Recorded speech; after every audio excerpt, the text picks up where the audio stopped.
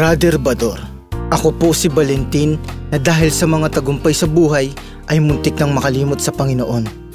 Ganito po ang mga pangyayari sa buhay ko. Sige lang mga pare ko, tagay lang ng tagay. Hey waiter, bigyan mo pa kami ng pulutan dito. Coming sir. Bilis-bilisan mo para malaki yung tip na makuha mo. Sige mga pards, sky's the limit ha.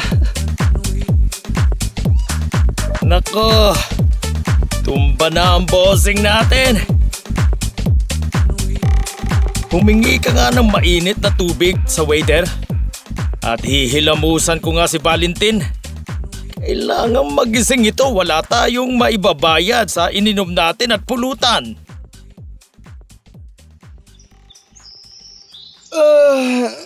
Ang sakit ng ulo ko. Sige, uminom ka pa nang hindi mo kaya. Nagsiselebrate lang naman kami dahil nanalo ako ng best actor sa pelikula namin. Di ka ba natutuwa? Paano ako matutuwa? Nawiwili ka na sa mga barkada mo. Pakikisama lang yun, love. Kita mo, dahil sa kanila, na-nominate ako best actor sa pelikula ko. Kaya ang daming offer para gumawa ako ng pelikula. Tapos mga personal appearance ko pa na malalaki ang bayad. Kaya nga, makakabili na tayo ng kotse, ng sariling bahay natin. Di na tayo pa upa-upa at lipat lang lipat ng tirahan. Oh, sige na. Maligo ka na at may call ka sa isang TBC. Naku, oo nga pala. Muntik ko nang makalimutan. Kinuha nga pala ako ni Direk Bel sa komersyal ng isang komersyal na pampasko. Maliligo na ako, love. I love you. Nakalimutan niyang pray pagising na dati niyang ginagawa. Love, pengin towel. Andyan na! Balita ko pare, lilipat na kayo ng bagong bahay mo ah. Oo, Pards. Nabayaran ko na rin ng cash. Sabay ng kotse ko. Galing mo pare. Celebration na ulit yan mamaya. Sige, Pards. Yun lang pala Sa ibang venue naman. Yung may magagandang chicks. Sige Pards, may alam ako. Magaganda ang chicks doon. Mag-i-enjoy ka. Okay.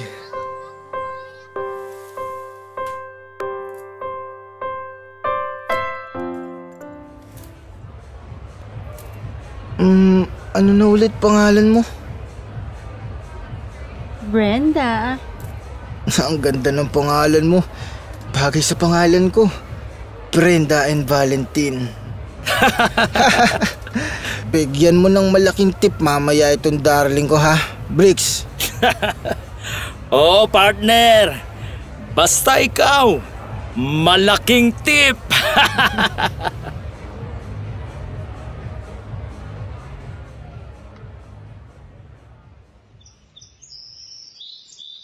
Tulog na tulog pa rin si Valentin.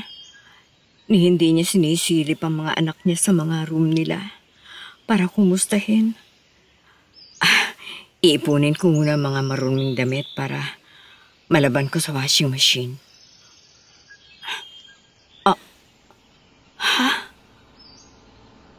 Ang polo ni Valentin na suot niya kagabi.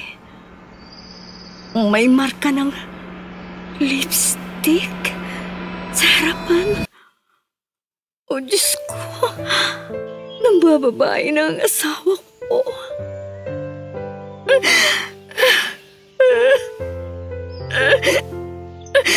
Nalunod na siya ng kasikatan niya.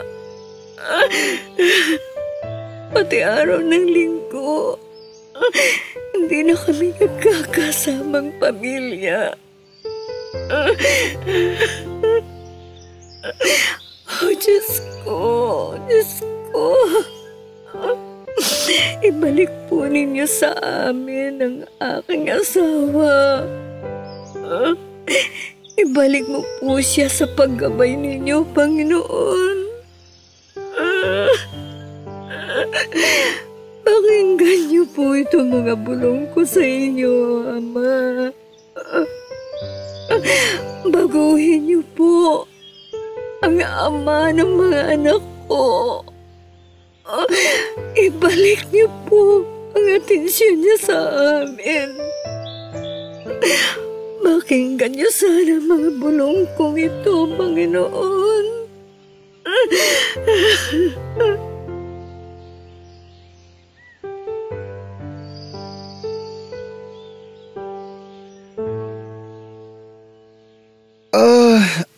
Ang sakit na naman ng ulo ko.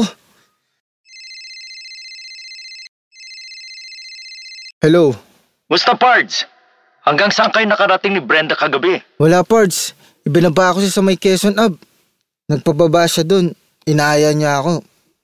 Hindi na ako sumama, baka matuwa ang kotse ko. Iniligtas ka ng kotse mo, Pards. Alam mo bang may HIV pala yung babaeng yun? Ha? Ganun ba, Bricks? Kung ganun, medyo laylo muna tayo, friend. Tigil muna tayo sa inuman. Kailangan din ako ng pamilya ko, friend. Di ko na sila nabibigyan pansin, lalo na ang mga anak ko.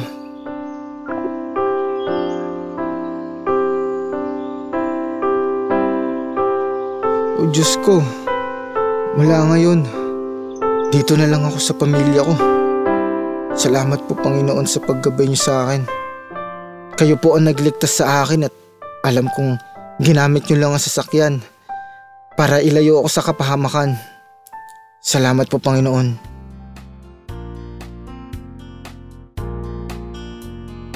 Mapagpalang araw po sa ating lahat. Kumusta? Narinig natin ang isa na namang isinalaysay na drama sa pangalang Valentin. May magandang plano ang Diyos para sa iyo. Kaya, magbalik loob ka at ipagkatiwala mo ang kaisa-isang buhay mo sa Diyos. Ang Diyos dapat ang magkontrol at siyang mag-drive ng buhay mo. Mahalin at ingatan mo ang mga biyaya na meron ka ngayon. Dahil iyan ay ipinagkatiwala sa iyo ng Diyos. 1 Corinthians 15:16. Pero dahil sa sobrang kabutihan ng Diyos, ito na ako ngayon at hindi naman nasayang ang binigay niyang kabutihan sa akin. Ang totoo niyan, mas masipag akong magtrabaho kesa sa kahit sinong apostol. True, hindi ko yun nagawa ng sarili ko lang. Nagawa ko yun dahil sa Diyos. Sobrang bait niya sa akin. Kaya, count your blessing dahil talagang napakabuti ng Diyos sa atin. Tandaan na ang mga taong diskontento ay ang disconnected sa Diyos. Kaya para meron kang tunay na kapayapaan, ang isipin palagi ay maging connected sa Diyos para hindi maligaw ng landas. Tandaan na ang connected sa Diyos ay tunay na may saya at tunay na kasiyahan ang mararamdaman. Dahil ang buhay ay regalo para mag-enjoy. At habang may buhay, may pag-asa. At ang ating pag-asa ay ang pag-asa kay Kristo. Halika, manalangin tayo. Panginoong Hesus, aming Diyos at tagapagligtas, lubos po akong nagsisisi sa lahat ng mga kasalanan na aking nagawa laban sa iyo at sa aking kapwa. Isinusuko ko po sa iyo ngayon ang aking buong buhay. Amen.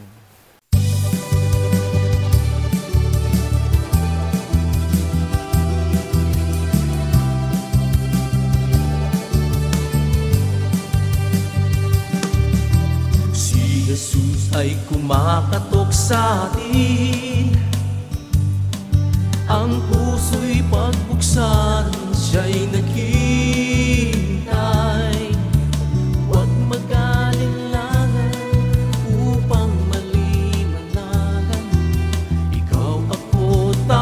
ako'y kanyang minamahal. Ito ang dapat na malaman ko, na tunay siyang nagmamahal sa akin. Dapat lamang natin siyang papurihan, pagkat siya ang Diyos sa akin lumalang. Ika'y kanyang nilikha,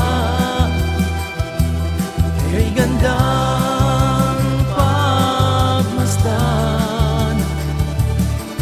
at sa kapwa ay mayroong pagmamahal, pangunawa sa kapwa, laging nakaraan, dahil siya'y nasa puso't isipan. Dapat na kanyang pagharian,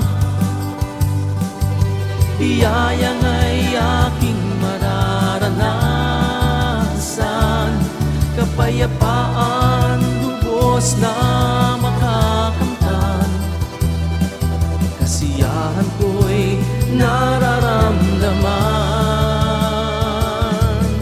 Ika'y kanyang nilikha,